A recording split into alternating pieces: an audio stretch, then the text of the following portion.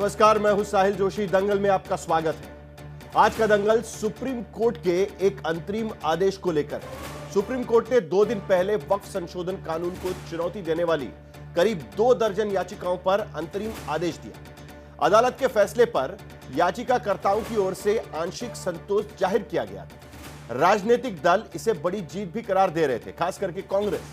लेकिन फैसले का विश्लेषण करने के बाद मुस्लिम पक्ष के याचिकाकर्ताओं और मुस्लिम संगठनों को लगता है कि अदालत का आदेश उनके पक्ष में नहीं है। अब all India Muslim personal law board 16 नवंबर को दिल्ली के रामलीला मैदान में बड़ा प्रदर्शन करने की तैयारी कर रहा है। हालांकि अदालत ने पक्ष विपक्ष के तमाम वकीलों की कानूनी दलीलों, वक्फ से जुड़े पुराने 5 से 6 कानूनों और नए कानून के तथ्यों को संविधान की कसौटी पर कसने के बाद फैसला सुनाया। लेकिन मुस्लिम पक्ष को कानून और संविधान की दलीलों से आगे अपनी अलग राजनीतिक आशंकाएं नजर आ रही है। उन्हें लगता है कि इस कानून के कारण अब तक वक्फ के कब्जे में चली आ रही हजारों करोड़ रुपए की संपत्तियों पर से अवैध कब्जा छूट सकता है। वक्फ का अपना हक इससे छीना जा सकता है। अगर वो कागज नहीं दिखा पाएंगे तो वक्फ संपत्ति के नाम पर राष्ट्र की संपत्ति पर दावा नहीं कर पाएंगे। अगर वो कागज नहीं दिखा पाएंगे तो उनके कब्जे में जो फिलहाल संपत्ति है, जो सरकारी हो सकती है, निजी संपत्तियां हो सकती है, वो वक्फ के नाम पर घोषित नहीं कर पाएंगे। इन्हीं आशंकाओं को लेकर अब मुस्लिम पक्ष जेपीसी में सुविचारित, देश की संसद से पारित और देश की सबसे बड़ी अदालत में परिभाषित कानून के खिलाफ राष्ट्रव्यापी प्रदर्शन करने की तैयारी कर रहा है। तो इसके पीछे क्या बड़े कारण हो सकते हैं, क्योंकि इससे पहले भी इस तरीके के प्रदर्शन हो चुके हैं और सारी विपक्षी पार्टियां एक साथ मुस्लिम पक्ष के साथ इस मुद्दे पर खड़ी नजर आई थी। लेकिन सुप्रीम कोर्ट के अंतरिम फैसले के बाद इसमें फूट पड़ती नजर आ रही है। मुस्लिम पक्ष को इस नए वक्फ कानून में क्या गैर कानूनी और असंवैधानिक लग रहा है, आज की स्थिति में भी मुस्लिम पक्ष ये कहने की कोशिश कर रहा है। खास करके all India Muslim personal law board ये कह रहा है कि इस अंतरिम आदेश की वजह से उनके हकों पर कहीं ना कहीं मुश्किल आ सकती है। इन्हीं मुद्दों पर आज हम विशेष मेहमानों के साथ दंगल में चर्चा करेंगे। हमारे साथ में शहजाद पूनावाला, भारतीय जनता पार्टी के प्रवक्ता, इस चर्चा में शामिल होंगे। अनुराग भदौरिया, समाजवादी पार्टी के प्रवक्ता, अपनी भूमिका रखेंगे। आदिल हसन, एआईएमआईएम के प्रवक्ता भी इस चर्चा में शामिल होंगे, क्योंकि एआईएमआईएम की भी इस पूरे मामले को लेकर एक अलग भूमिका है। खुद असदुद्दीन ओवैसी भी इस पूरे मामले में एक याचिकाकर्ता के तौर पर सुप्रीम कोर्ट के सामने हाजिर हुए थे। तो 3 सवालों के साथ इस चर्चा की मैं शुरुआत करूंगा। पहला सवाल, क्या सुप्रीम कोर्ट के अंतरिम फैसले के बावजूद वक्फ कानून रद्द करने की मांग अब भी जायज है? क्या मुस्लिम पक्ष अदालत में नए कानून को असंवैधानिक साबित नहीं कर पाया है? क्या आशंकाओं के आधार पर संसद से पारित कानून का विरोध करना भ्रम की राजनीति है? बात करने के लिए हमारे साथ में एआईएमआईएम के अध्यक्ष, सांसद और सुप्रीम कोर्ट के एक याचिकाकर्ता असदुद्दीन ओवैसी जुड़ रहे हैं। असद भाई, बहुत बहुत शुक्रिया, आप आज तक से बात कर रहे हैं इसके लिए। लेकिन एक अहम बात इस फैसले से को लेकर बात की जा रही है, वो ये की जा रही है कि सुप्रीम कोर्ट का कहना है कि याचिकाकर्ताओं ने कोई ऐसा केस नहीं साबित कर पाए हैं अब तक जिसके वजह से इस पूरे कानून को स्टे लगा दिया जाए, जो आपकी प्रमुख मुख्य मांग थी। तो आप इस फैसले को किस तरीके से देखते हैं? क्या आप इसे मानते हैं कि एक सेटबैक है आपके लिए और बाकी तमाम याचिकाकर्ताओं के लिए? ये सेटबैक इंडिविजुअल मेरे लिए नहीं है, क्योंकि मैं तो उसमें पार्टी था और मेरे लॉयर जनाब निजाम पाशा साहब थे। ये सेटबैक है वक्फ बोर्ड के लिए, ये सेटबैक है वक्फ प्रॉपर्टीज के डेवलपमेंट, प्रोटेक्शन और इलीगल एंक्रोचर्स से हटाने के लिए। तो मैं इसको इस तरह से देखता हूं। हम तो उम्मीद कर रहे थे कि इस तरह के जितने अमेंडमेंट सरकार ने लाए थे उस पर सुप्रीम कोर्ट रोक लगाएगा, मगर इंटरिम ऑर्डर में सुप्रीम कोर्ट ने वो नहीं किया। तो यकीनन ये मेरी राय में तो सेटबैक है, और जिसको all India Muslim personal law board ने भी इसी तरह की बात रखी है जनता के सामने मीडिया के जरिए। लेकिन उसके साथ साथ आप ये भी कह रहे हैं कि वक्फ अपना मालिकाना हक खो रहा है, क्योंकि आपकी ये प्रतिक्रिया काफी दिलचस्प है। और वो आप इसलिए कह रहे हैं क्योंकि सुप्रीम कोर्ट ने माना है कि जो एएसआई प्रोटेक्टेड मॉन्यूमेंट्स है और जो सरकारी जमीन है उस पर जो वक्फ का कब्जा है या वक्फ उसको घोषित किया जाता है वो नहीं माना जाएगा। तो क्या इसके वजह से वक्फ अपना मालिकाना हक खो रहा है, ये मानना सही होगा? क्योंकि सुप्रीम कोर्ट भी मानता है कि यह गलत है। बिल्कुल ऐसे ही हो रहा है। देखिए साहिल साहब, जब लोकसभा में डिबेट हो रही थी तो उस वक्त माने डिबेट स्टार्ट होने से 15 मिनट पहले स्पीकर साहब ने इजाजत दी और 4 अमेंडमेंट उन्होंने पेश कर दिए। मेरे को एक बात बताइए कि आप एएसआई का कह रहे हैं, उसका ओनर वक्फ बोर्ड है, मगर इस कानून के जरिए बताया गया कि अब वक्फ बोर्ड ओनर नहीं है, तो वक्फ का नुकसान हुआ या फायदा हुआ, हमको बताइए। अब जितने प्रोटेक्टेड मॉन्यूमेंट है, एएसआई क्या करेगा? जैसे संभल में एएसआई कहेगा नहीं, हो सकता है कि संभल की मस्जिद भाई पुरानी है, उसमें आप नमाज मत पढ़िए, एक वक्त पढ़िए या जुमे के दिन आइए, कौन रोकेगा उसको? आप कैसा वक्फ बोर्ड का फायदा कहां हो रहा है उसे बताइए। आपने तो ले लिया, उसका ओनर वक्फ बोर्ड नहीं है। अच्छा, तीसरी बात, सच्चर कमेटी उठा के पढ़िए आप। सच्चर कमेटी के लास्ट पेजेस में लिखा हुआ है कि दिल्ली में खुद 130 के करीब प्रॉपर्टीज पर एएसआई कब्जा करके बैठी हुई है। सच्चर कमेटी ने कहा कि उसको वापस करो। अब वो 130 प्रॉपर्टीज चले गए।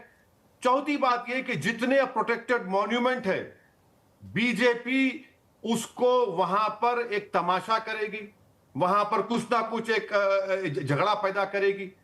क्यों करेगी, कैसे करेगी, सुन लीजिए। सुप्रीम कोर्ट ने स्टे नहीं लगाया नॉन मुस्लिम मेंबर्स पर।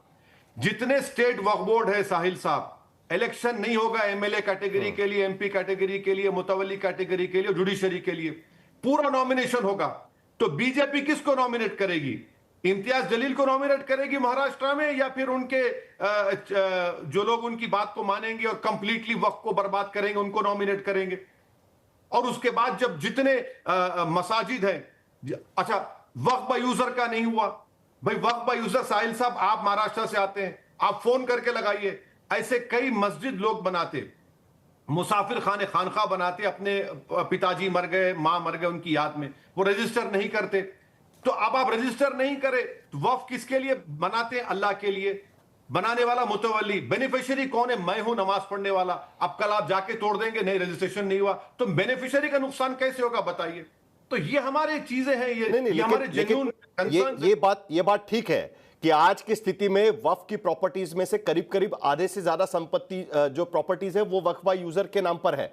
लेकिन उसके साथ साथ सुप्रीम कोर्ट ने इस पर एप्रीहेंशन भी दर्ज किया है और उस पर सॉलिसिटर जनरल ने वादा किया है कि ये तो प्रोस्पेक्टिव इफेक्ट से होगा। और यह भी उन्होंने कहा है कि इस मामले में किसी भी तरीके से हम जो पुरानी वक्फ बाय यूजर की प्रॉपर्टीज है उसका मालिकाना हक छीनने की कोशिश नहीं करेंगे, यह भी उन्होंने कहीं ना कहीं उसमें कहा है। तो आप इससे संतुष्ट नहीं है? क्योंकि यह सब सुप्रीम कोर्ट के सामने उन्होंने वादे किए हुए हैं। देखिए, वादे जो बीजेपी करती है ना, वो वफा नहीं करती है। चलिए मान लीजिए, चलिए अब मानते हैं। मैं आपको एग्जांपल दे रहा हूं, जितने वक्फ बाय यूजर हैं जो अभी रजिस्टर नहीं हुए, सुप्रीम कोर्ट ने कह दिया कि भाई 1923 से कानून है, तुमने रजिस्टर क्यों नहीं करा? अरे भाई, जो मुतवल्ली है उसका वेस्टेड इंटरेस्ट होगा, उसने नहीं रजिस्टर कराया, बेनिफिशियरी तो मैं हूं ना। आप उसको आप तोड़ देंगे, डेमोलिश कर देंगे उसको। दूसरी बात, आपका और एक क्वेश्चन क्या था उसमें, मैं भूल गया, वक्फ बाय यूजर का। मैंने कहा कि वो प्रोस्पेक्टिव इफेक्ट से होगा, वो पुराने रेट्रोस्पेक्टिव नहीं होगा। सुन लीजिए, सेक्शन 3, आप अब सेक्शन 3 उठाकर पढ़िए। डीड कहां से लाएंगे बताइए? डीड कहां से लाएंगे? अच्छा, वो तो डीड नहीं दिए तो बताइए ये किसने बनाया था? अरे भाई, 350 साल पहले किसने बनाया था? मेरे पास तो कोई टाइम मशीन नहीं है कि मैं टाइम मशीन में जाकर देखकर बताऊं। कहां से लाके बताऊंगा मैं? अच्छा, इसका रजिस्ट्रेशन कौन करेगा? कलेक्टर। लेकिन अब तो ये ट्रिब्यूनल तय कर सकता है ना ओवैसी साहब, लेकिन अब तो ये ट्रिब्यूनल तय कर सकता है। आपके पास इस प्रॉपर्टी को रजिस्टर करने के लिए अभी भी मुसलमानों है, क्योंकि सुप्रीम कोर्ट कह रहा है कि आप रजिस्टर कराइए उसको, जहां तक आपको मौका मिला है। उस ट्रिब्यूनल में, उस बोर्ड पे मुसलमानों का, मुस्लिम समुदाय का बहुमत होगा, यह भी अब पूरी तरीके से साफ हो चुका है। जहां तक हो सके सीईओ भी मुस्लिम कम्युनिटी से होगा, यह भी कहा गया है। आप कंफ्यूज हो रहे हैं। जो प्रॉपर्टीज पे, वक्फ प्रॉपर्टीज पर गवर्नमेंट का कब्जा है, 3C में कहा गया था कि कलेक्टर अपना फैसला करके इंक्वायरी ऑर्डर करेगा और इंक्वायरी के दौरान वो प्रॉपर्टी वक्फ की नहीं रहेगी। तो सुप्रीम कोर्ट ने कहा कि collector principles of natural justice के खिलाफ जा रहा है। मैं आपसे कुछ और पॉइंट कह रहा हूं। जो रजिस्ट्रेशन ही होगा, जो पहले वक्फ बाय यूजर थे, जैसा कि उत्तर प्रदेश में 90% वक्फ प्रॉपर्टीज वक्फ बाय यूजर है। तो अब उसका रजिस्टर कौन करेगा? कलेक्टर करेगा। कलेक्टर कौन है? कलेक्टर तो स्टेट गवर्नमेंट का पॉइंट ही है ना। कलेक्टर ही सर्वे करेगा, कलेक्टर करेगा, तो उसमें तो बहुत सी तमाशे होने वाले हैं, देखना आगे जाके आप। तो आपको कहीं ना कहीं डर है कि जब संभल जैसे मुद्दे निकलेंगे तब एएसआई प्रोटेक्टेड मॉन्यूमेंट्स आपके हाथ से छीन लिए जाएंगे और जिसके वजह से देश में एक नए तरीके की राजनीति शुरू हो सकती है। यह आपको कहीं ना कहीं डर इस पूरे फैसले की वजह से लग रहा है? डर का नहीं है, होगा ये। देखिए, आप बोर्ड का इलेक्शन नहीं करवा रहे हैं, आप नॉमिनेट करेंगे पूरों को, सब आपके ही चहीते रहेंगे सब। हाँ, दूसरा, संभल की मस्जिद वक्फ मालिक है, मगर अब वक्फ मालिक नहीं है, मालिक एएसआई हो गया। भाई, एएसआई का एस्मर एक्ट आप पढ़िए, एएसआई मालिक नहीं हो सकता। एएसआई खाली आपको बोलता है कि साहिल साहब ये प्रोटेक्टेड मॉन्यूमेंट है, इसको इस तरह से आप करेंगे, ये हमारे से एग्रीमेंट करिए, इस तरह करिए। एक्विजिशन आप कर सकते हैं, मालिक नहीं हो सकता एएसआई। आप अब मालिक हो चुका है तो एएसआई उसमें बहुत तमाशे करेगा। बताइए, मैं तो मस्जिद को खो सकता हूं ना, मैं तो अपनी वक्फ प्रॉपर्टी को खो चुका हूं, मैं वक्फ बोर्ड का मालिक हूं, मैं तो खो दिया। सच्चर कमेटी में लिखा हुआ है 120 वक्फ प्रॉपर्टी, जिसमें मस्जिद, दरगाहें और कब्रिस्तान भी हैं, वो सब एएसआई कंट्रोल में है। तो उसको कौन रोकेगा बताइए? ट्राइबल एरिया का सुप्रीम कोर्ट ने स्टे नहीं दिया। मेरे को एक बात बताइए साहिल साहब, हमारे भारत की लोकसभा में हमदुल्ला सईद लक्षद्वीप का एमपी हैं, उनके पिताजी 9 मर्तबा के सांसद। अब हमदुल्ला सईद अपनी प्रॉपर्टी को वक्फ नहीं कर सकेगा तो आर्टिकल 25 का वायलेशन नहीं है ये? आर्टिकल 29 का वायलेशन नहीं है ये? बताइए, फिर इसका जवाब कौन देगा?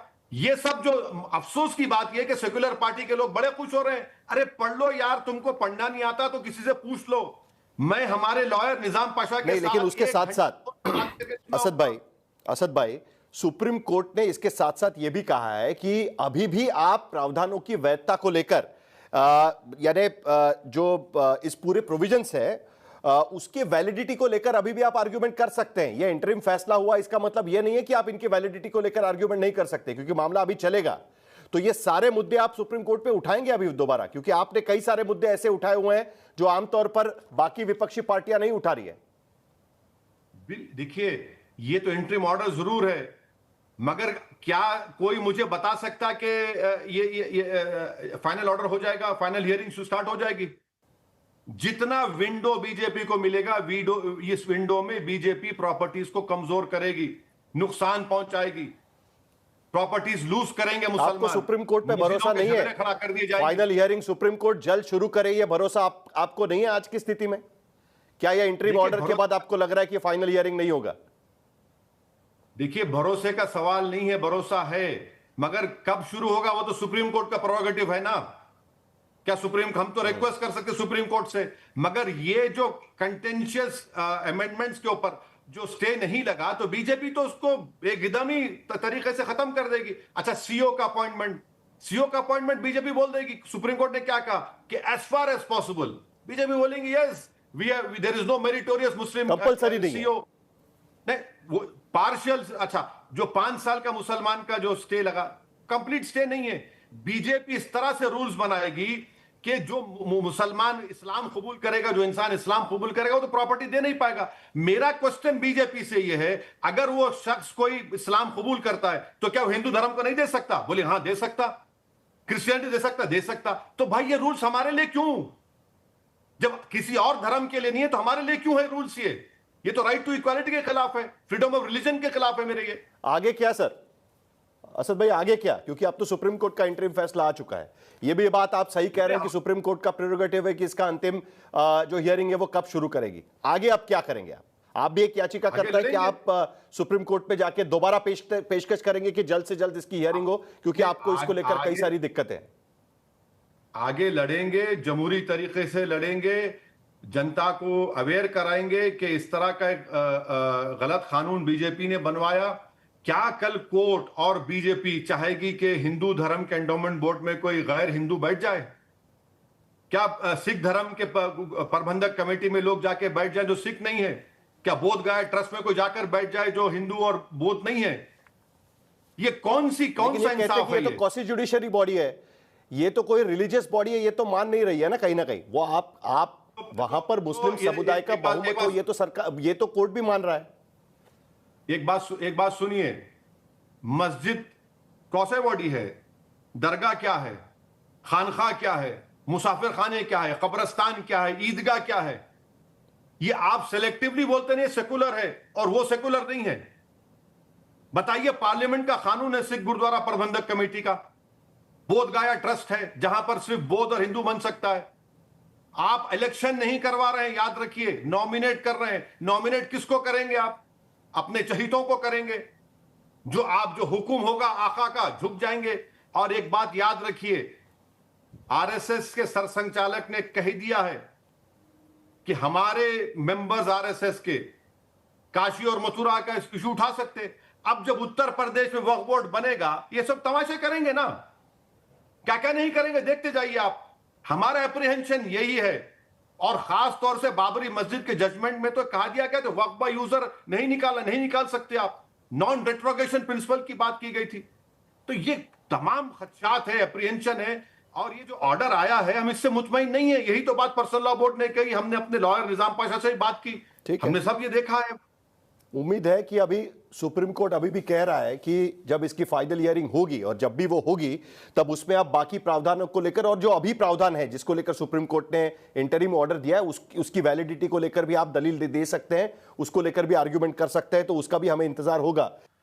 शुक्रिया असदुद्दीन ओवैसी यहां पर अपनी भूमिका यहां पर रखते हुए। कुल मिलाकर विपक्ष में जिस तरीके से खास करके कांग्रेस और बाकी पार्टियों ने भूमिका रखी थी, उनका यह कहना था कि जॉइंट पार्लियामेंट्री कमेटी और पार्लियामेंट में डिबेट के दौरान उन्होंने जो मुद्दे रखे थे वो सरकार ने नहीं सुने। आखिरकार सुप्रीम कोर्ट ने कुछ मुद्दों पर उनकी बात मानी और कुछ प्रावधानों पर स्टे लगा दिया, लेकिन उसके बावजूद all India Muslim personal law board, अब ओवैसी अभी भी यह कहने की कोशिश कर रहे हैं कि इसका गलत फायदा उठाने की कोशिश की जाएगी और खास करके संभल का उदाहरण शहजाद पूनावाला यहां पर देने की कोशिश चल रही है। क्या आप इससे सहमत हैं?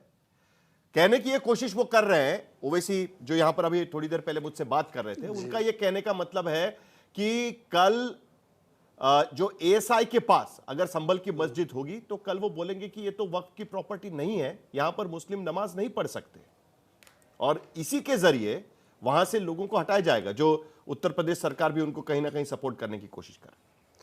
साहिल जोशी जी, थोड़ा सा याद करके बताइए, इतने वर्ष हो गए आपको पत्रकारिता में, कि असदुद्दीन ओवैसी कौन से सुप्रीम कोर्ट के फैसले से मुतमईन हुए हैं? 3 तलाक का फैसला आया तब मुतमईन हुए क्या? सीए की वैधता पर फैसला आया, सीए से नागरिकता भारतीय मुसलमानों की छिन जाएगी ये कहा। याकूब मेमन का फैसला आया तो उसमें भी कहा गया कि याकूब को इसलिए फांसी मिल रही है क्योंकि वो बेचारा मुसलमान है। तो असदुद्दीन ओवैसी लास्ट टाइम किसी सुप्रीम कोर्ट के फैसले को स्वीकारे होंगे ये तो मुझे याद नहीं आता। जहां तक वक्फ की जमीनों की और एएसआई का विषय है तो आप जरा सचर कमेटी रिपोर्ट पढ़ लीजिए। इंडियन एक्सप्रेस में भी एक दिन छपा था कि 250 प्रॉपर्टी ऐसी है एएसआई की जिसको वक्फ ने एंक्रोच करके रखा है। उसमें से 218 की लिस्ट स्वयं सचर कमेटी रिपोर्ट ने दी थी। वो सचर कमेटी रिपोर्ट तब बनी थी जब असदुद्दीन ओवैसी कांग्रेस के साथ सैयारा निभा रहे थे यूपीए की सरकार में, और उस पर एक्शन टेकन में अगर आप देखेंगे पीआईबी की प्रेस रिलीज है उस समय की कि सच्चर कमेटी रिपोर्ट के इस पॉइंट पर यूपीए की सरकार की कैबिनेट जिसको समर्थन दे रहे थे असद साहब, उनका एक्शन टेकन ये था कि एएसआई को निर्देशित किया जाता है कि you go and protect this 218 properties from the वक्फ। मतलब कि उन्होंने एक प्रकार से स्वीकारा था कि एएसआई की प्रॉपर्टी ही है वो वक्फ ने एंक्रोच करके रखा है। ये मेरा नहीं, ये दस्तावेज है, ये रिकॉर्ड है। परंतु दूसरी बात सर साहिल जी, मैं आपके डिबेट पे आ रहा था, आप तो जानते हैं मैं रिसर्च करके आता हूँ, तो मैं रिसर्च करने लगा कि यार समाजवादी का स्टैंड क्या होगा, कांग्रेस का स्टैंड क्या होगा, एमआईएम का स्टैंड क्या होगा। तो मैंने देखा समाजवादी पार्ट 1, वो बोलते हैं Ziaur Rahman Barq, we welcome the order.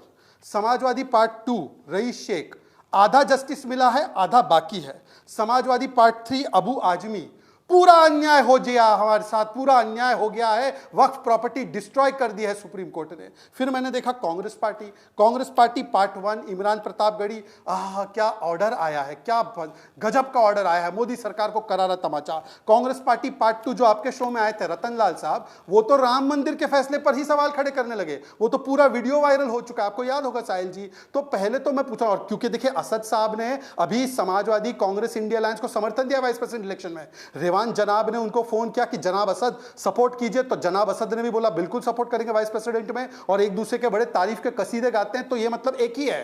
तो अब इसमें यह बन चुका है कि छोटे मियां कौन, बड़े मियां कौन। मुस्लिम तुष्टीकरण के लिए कभी समाजवादी पार्टी बोलती है कि मैं छोटे मियां बनूं या मैं बड़े मियां बनूं, तो कांग्रेस बोलती है नहीं नहीं मैं बड़े मियां बनूं। शहजाद, दिक्कत यह है शहजाद कि उनको कहीं ना कहीं ऐसा लगता है कि सरकार इस ऑर्डर का फायदा उठाते हुए जिन भी मस्जिदों को लेकर आज की स्थिति में विवाद चल रहा है, वहां पर एएसआई के जरिए उन मस्जिदों पर वक्फ बोर्ड का कब्जा हटाने की कोशिश करेगी। वक्फ बोर्ड आज की स्थिति में उन जो मस्जिदें चला रही है वहां से उनको छीन लेगी, उनकी प्रॉपर्टी, उनके मालिकाना हक पर उसका असर पड़ सकता है। वहां पर मुसलमानों को नमाज नहीं पढ़ने दिया जाएगा। आपको याद है अभी थोड़ी दिन पहले खजुराहो के एक मंदिर को लेकर सुप्रीम कोर्ट के सामने लोग गए थे, कहा गया कि वहां पर मरम्मत की जाए, हमें अलाउ किया जाए। एएसआई उसके लिए अलाउ नहीं कर रही है। तो एएसआई को लेकर पहले भी दिक्कतें हैं। रिलीजियस मैटर में सरकार घुस सकती है, ये कहीं ना कहीं आरोप लगाने की कोशिश यहां पर ओवैसी करने बता रहे थे। ये डर है उनके मन में। सबसे पहले साहिल जी, जो हेरिटेज की स्ट्रक्चर्स होती है उसके ऊपर पूरा कंट्रोल केवल और केवल एएसआई का होता है। यह व्यवस्था मोदी सरकार ने नहीं बनाई। दूसरी बात, जहां तक संभल के मॉस्क का अगर आप सो कॉल्ड उसको जगह का आप देखेंगे, अगर उदाहरण देंगे, तो संभल का स्ट्रक्चर जो है वो 1920 में प्रोटेक्टेड प्रॉपर्टी आई। फिर 1948 के बाद जब स्वतंत्रता के बाद हमारी नई व्यवस्था बनी तो कांग्रेस की सारी सरकारें, जिसमें ओवैसी साहब सैयारा निभा रहे थे 2004 से 14 तक उन्होंने उसका स्टेटस नहीं बदला। ये तो 1920 से घोषित है प्रोटेक्टेड प्रॉपर्टी। और आखिरी बात मैं से पूछना चाहता हूं कि देखिए आज जिस प्रकार से ये डर दिखाया जा रहा है कि भाई हमारी मस्जिदें छिन जाएंगी, भाई वक्फ बाय यूजर कॉन्सेप्ट पर तो मुहर लगाई है ना कि भाई ये कॉन्सेप्ट नहीं हो सकता, सुप्रीम कोर्ट ने मुहर लगाई। और जो पहले से वक्फ बाय यूजर है वो तो वैसे की वैसे रहेगी, रेट्रोस्पेक्टिव नहीं है। हाँ, पर जो विवाद में है कोर्ट में, वो तो कोर्ट तय करेगा भाई। तो और एएसआई की प्रॉपर्टी तो वक्फ प्रॉपर्टी हो ही नहीं सकती। ये व्यवस्था सच्चर कमेटी रिपोर्ट में अपनी कैबिनेट के रिकमेंडेशन से यूपीए सरकार ने घोषित किया। तो भाई मोदी सरकार को गाली देने का कार्यक्रम क्यों कर रहे हैं कि संभल की मस्जिद, तो संभल की मस्जिद को कल एएसआई ये कह सकता है कि वहां पर मुस्लिम समुदाय जाके वहां पर अब नमाज नहीं पढ़ सकता, ये आप कहने की कोशिश कर रहे हैं। ये कह सकता है। देखिए वो क्या कहेगा एएसआई के बाद में। मैं एएसआई का कमिश्नर तो हूं नहीं कि मैं एएसआई क्या कहेगा वो मैं बोलूं। मैं केवल ये कह रहा हूं, पूछ रहा हूं आपसे, क्योंकि आखिरकार सरकार तय करेगी ना। ऐसा है, एएसआई भी एक संस्था है। एएसआई के पास इसके बारे में जानकारियां हैं। एएसआई को जो उचित लगेगा वो जाके कोर्ट में बोलेगी। ये मामला वैसे कोर्ट में ही चल रहा है और कोर्ट ने ही उनको बार बार एएसआई को ही दावा दिया है कि भाई आप जाके वहां पे सफाई करो, वहां पे जाके देखरेख करो। तो एएसआई और कोर्ट के बीच के मामले में मैं कौन काजी बनूंगा? जवाब दीजिएगा। वो कह रहे हैं बेवजह का डर है। जो चीजें पहले से है उसी बात को पुख्ता किया है सुप्रीम कोर्ट के इस अंतरिम आदेश की वजह से, और बेवजह आप डर फैलाने की कोशिश कर रहे हैं। आदिल हसन साहिल भाई, आपने बैरिस्टर असद ओवैसी साहब की पूरी बात चलाई। आप ही बतलाइए, वक्फ बोर्ड मेरी प्रॉपर्टी है, मेरे बाप दादा ने संपत्ति दी है, उसमें किसी दूसरे का दखलंदाजी क्यों बर्दाश्त करेंगे? श्री गुरुद्वारा प्रबंधक कमेटी में कोई गैर मुस्लिम नहीं रह सकता है, कोई मुसलमान नहीं रह सकता है। बोधगया में ट्रस्ट है, महाबोधि ट्रस्ट, उसमें कोई मुसलमान नहीं रह सकता है। तिरुपति बालाजी में चंद्रबाबू नायडू आए हैं, उन्होंने कह दिया कोई मुसलमान, कोई क्रिश्चियन, कोई सिख नहीं रह सकता है। तो मेरी प्रॉपर्टी में आप क्यों जबरदस्ती लाना चाहते हैं? पहले एमएलए होता था, एमपी होता था, रिप्रेजेंटेटिव मुतवल्ली होता था, आप क्यों खत्म करना चाहते हैं? आप मोदी जी के चमचों को क्यों बैठाना चाहते हैं? जो उनकी चमचागिरी करता है उसको क्यों बैठाना चाहते हैं? सबरीमाला जजमेंट केरल तो पहले वक्फ बोर्ड में क्या होता था आदिल हसन जी? पहले वक्फ बोर्ड में क्या होता था? नॉमिनेटेड लोग भी होते थे सरकार की तरफ से, और सरकार हमेशा योगी जी की रहेगी ऐसा थोड़ी है भाई। चुनाव में तो लोग बदल सकते हैं, नई सरकार आ सकती है, कोई भी सरकार बन सकती है। ये कानून सिर्फ बीजेपी का शासन रहेगा तब तक के लिए थोड़ी ना है। साहिल साहब, ये बीजेपी की हिपोक्रेसी है। मोगल को गाली देते हैं और डोनाल्ड ट्रंप जब भारत में आते हैं, योगी आदित्यनाथ उसी ताजमहल का फोटो देते हैं, और वहां के इमाम, वहां से कमाई होती है 96 करोड़ रुपया, और वहां के इमाम को, आगरा में जो इमाम को वहां जो नमाज पढ़ाते हैं उनको सिर्फ 8,000 रुपए तनख्वाह मिलती है। और एएसआई किसके डिक्टेट पर और किसके इशारे पे काम करता है जानते हैं? मध्य प्रदेश में हुआ मामला, उस कलेक्टर ने परमिशन नहीं दिया, राइट विंग को कलेक्टर आपने ट्रांसफर कर दिया।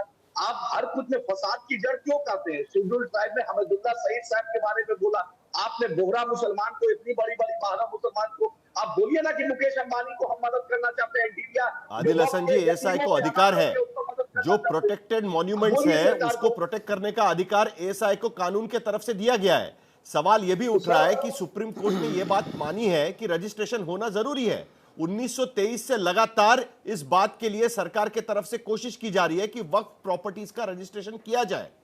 कई साल बीत चुके हैं, लेकिन उसके बावजूद रजिस्ट्रेशन नहीं हो रहा है। और आज की स्थिति में अब आपको डर लग रहा है कि वक्फ बाय यूजर प्रूव कैसे करें। इस सरकार के आदेश के बाद में रेट्रोस्पेक्टिवली भले ही वक्फ बाय यूजर लागू ना हो, लेकिन जिस तरीके से ओवैसी कह रहे थे, प्रूफ कहां से करें कि वो संपत्ति वक्फ के नाम पर है या वक्फ हो चुकी है 350 साल पुरानी। यही डर है ना आपको आदिल हसन जी? जी, ये तो साफ साफ उन्होंने कह दिया सर, आपके सामने बैरिस्टर सुनील ओवैसी साहब ने पूरी व्याख्या कर दी, बतला दी कि कैसे होगा। आप ही बताए, उन्होंने साफ साफ कर दिया। सरकार का नियत में खोट है तो बीजेपी बतलाइए ना, कतली करनी में बीजेपी का कब फर्क नहीं रहा है। बीजेपी कब विश्वास, जो पार्टी, जो पॉलिटिकल पार्टी एक मुस्लिम एमपी नहीं दे सकता, एक मिनिस्टर नहीं दे सकता, वो मुसलमानों के हित की बात करेगी।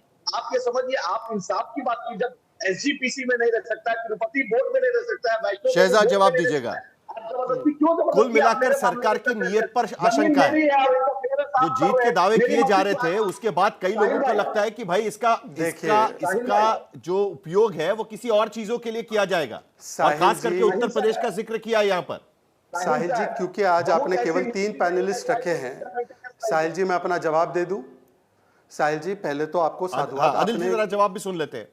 साहिल जी, क्योंकि आपने 3 पैनलिस्ट रखे तो मुझे लगता है हर एक व्यक्ति अपनी अपनी बात, और आप न्यायपूर्ण तरीके से आप सभी को मौका देते हैं। देखिए साहिल जी, मेरे पास वो कैबिनेट का नोट है, यूपीए सरकार की कैबिनेट का नोट है कि annual meeting of ASI was held with CWC on CWC मतलब central work council in 2013. There are 218 work property which has to be protected by ASI, and therefore Ministry of Culture has directed ASI to expedite action. मतलब कि इन्हीं की सरकार में, जिसमें अवैसी साहब ने सपोर्ट किया था, उन्होंने इस प्रोसेस को लेजिटिमाइज किया कि भाई एएसआई की प्रॉपर्टी वक्फ के कब्जे में नहीं रह सकती। तो मुझे गाली देने से कोई फर्क नहीं पड़ता। दूसरी बात पे आना चाहता हूं, अभी किसी ने कहा कि मेरे बाप दादा की जमीन है, मेरे बाप दादा। अरे भाई, हमारे बाप दादा का चले तो विजयपुरा में किसानों की जमीन ले ले, ताजमहल को क्लेम कर ले, आर्म फोर्सेस की जमीन क्लेम कर ले, 1500 साल पुराना शिव मंदिर क्लेम कर ले, महाकुंभ की जमीन क्लेम कर ले, हम लोग सूरत में म्युनिसिपल हेडक्वार्टर क्लेम कर ले, हमारे बाप दादा का चले तो गुरुद्वारा की जमीन क्लेम कर ले। ऐसा नहीं चलता ना भाई। ये जैन समाज के लोगों की चलती है क्या ऐसे?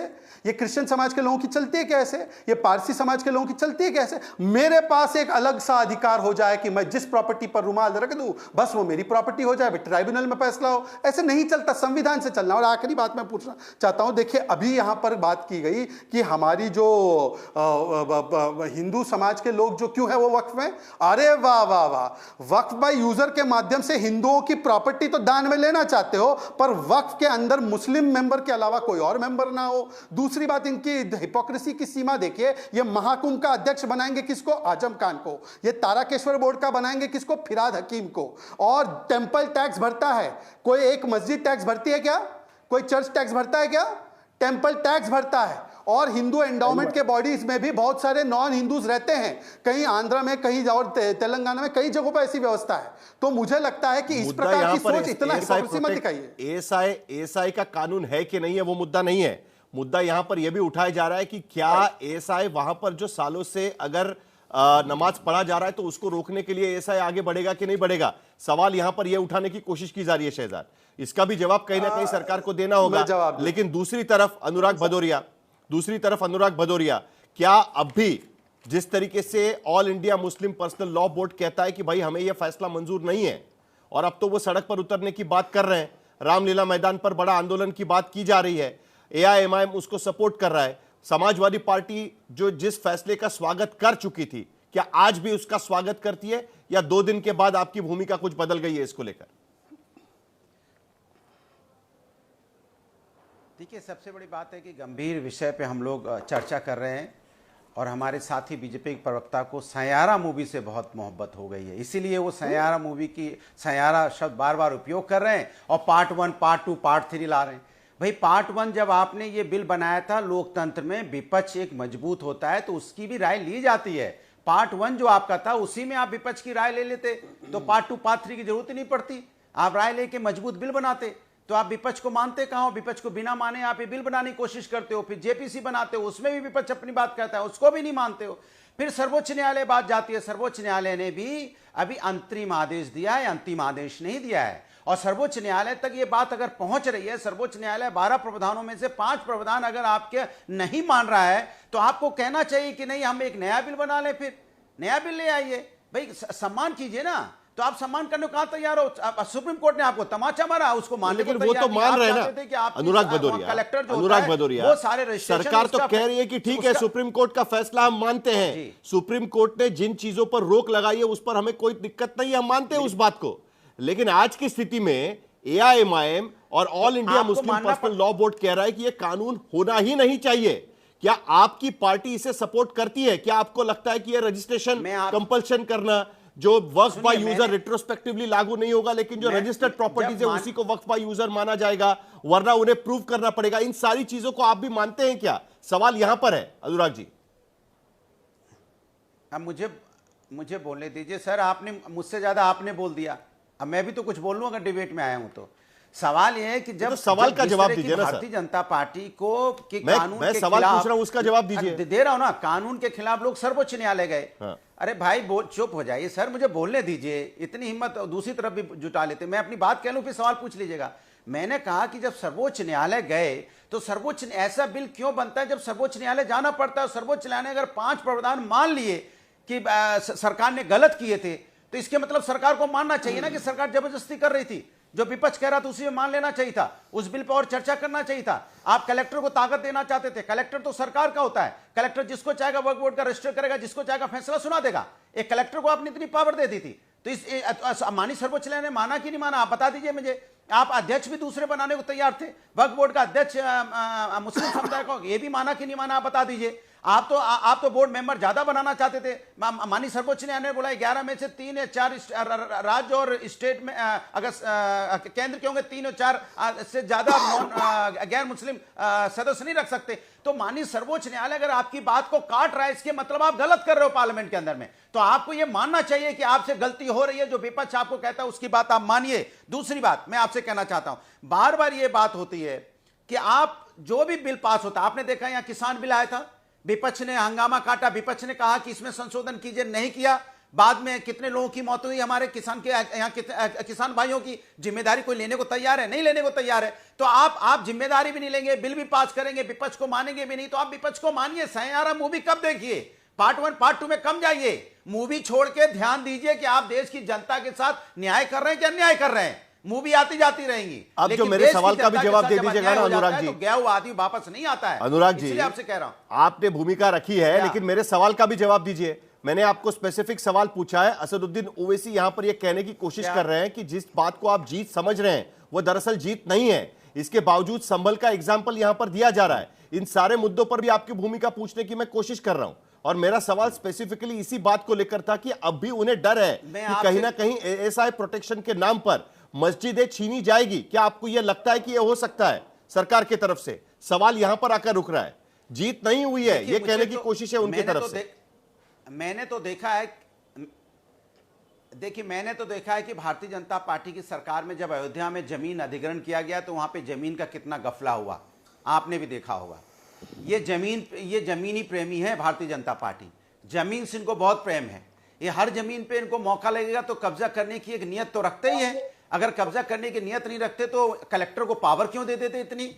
आप कलेक्टर को पावर नहीं रही है, आपको न्यायपालिका के माध्यम से जाना पड़ेगा। ये तो कलेक्टर को उत्तर प्रदेश में 2164 वक्फ बोर्ड की जमीनें हैं जो इंक्रोच बताई जा रही है, ठीक है, जिस पर इंफॉर्मेशन अवेलेबल नहीं है। ऐसी 1,21,742 जमीनें हैं वक्फ बोर्ड के पास में उत्तर प्रदेश में अकेले, अगर हम बात करें तो।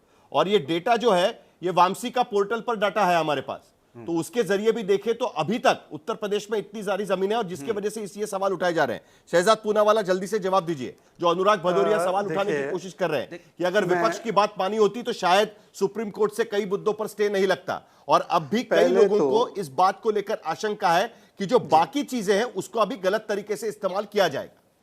साहिल जी, पहले तो मैं फिर से आपसे क्लैरिटी मांग रहा हूं कि अनुराग भदौरिया के डेजिग्नेशन के नीचे समाजवादी अबू आजमी है या समाजवादी कोई और फैक्शन है। अबू आजमी का स्टेटमेंट एएनआई पर है कि ये पूरा बिल अवैध है, इसको अनकॉन्स्टिट्यूशनल घोषित होना चाहिए था, सुप्रीम कोर्ट से कोई राहत नहीं मिली है, हमारी मांगें पूरी नहीं की गई है। यहां पर ये बोल रहे हैं कि हमको करारा तमाचा मारा है। भाई डिकोड कीजिए कि ये बोलना क्या चाह रहे, कहना क्या चाहते हो अनुराग, कोई तो क्लैरिटी लाइए। आपके तो प्रीक्वल और सीक्वल में कोई समानता ही नहीं है, एक नायक है, खलनायक है। दूसरी बात पे आना चाहता हूं, मान्यवर पैरा 209 पढ़ लीजिए ऑर्डर का।